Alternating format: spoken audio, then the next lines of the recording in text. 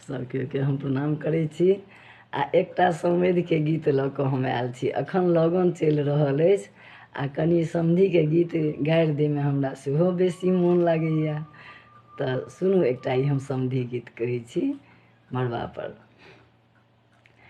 समधि भरुआ गदहा पर एला, नाम हंसौलन मड़बे पर। समधि भरुआ गदहा पर एला, नाम हंसौलन मड़बे पर।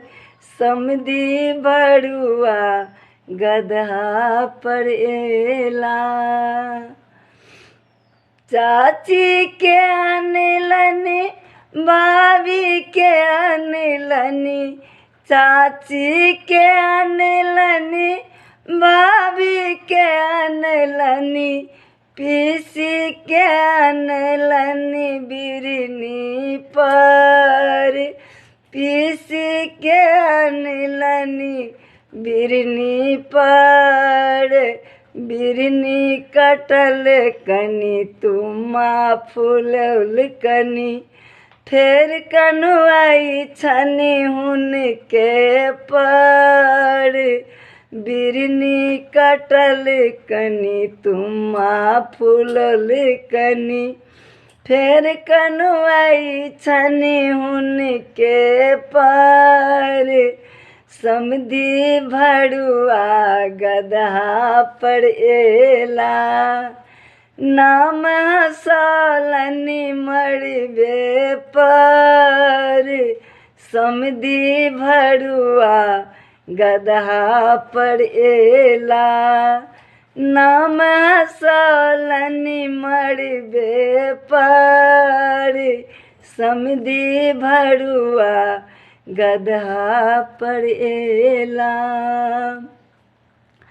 नानी के अनलनी मामी के अनलनी, नानी के अनलनी मामी के अनलनी, मौसी के अनलनी कुत्ते पर।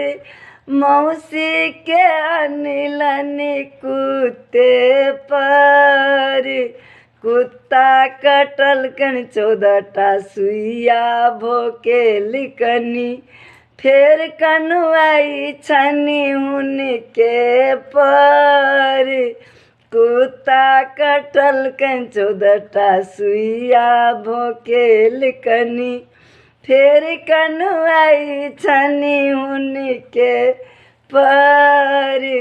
समधि भरुआ गदहा पर एला, नाम हंसौलन मड़बे पर।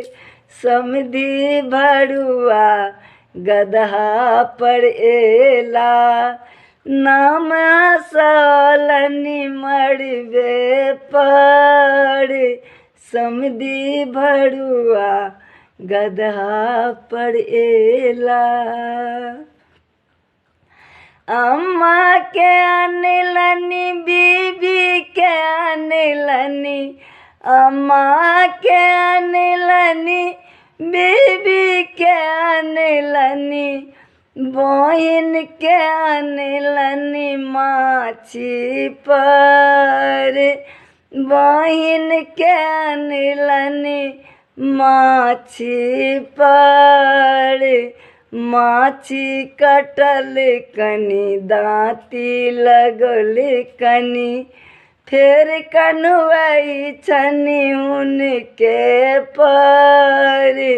माछी कटल कनी दाँती लगल कनी, फेर कनुआई छनी हुनके पर।